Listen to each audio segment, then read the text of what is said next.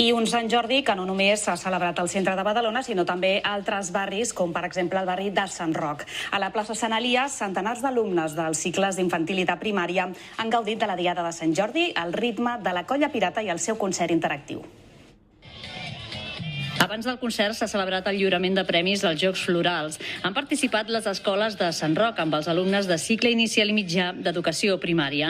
Una de les premiades ha estat l'escola Josep Boada. La proposta ve des del Centre de Recursos Pedagògics i aquest curs era a partir d'un conte tradicional, diguéssim, donar-li una volta. Llavors han sortit uns contes d'allò més originals. La Fundació Ateneu Sant Roc també ha estat present i ha omplert la plaça amb paradetes de llibres a preus molt assequibles, 1 o 2 euros perquè els alumnes poguessin comprar-los amb una sola moneda. Comprem també en algun lloc que siguin molt econòmics i els posem, clar, l'objectiu no és aconseguir diners, sinó que el preu sigui tan baix que els nanos amb una moneda d'1 euro puguin emportar-se un llibre, no? Que és l'objectiu.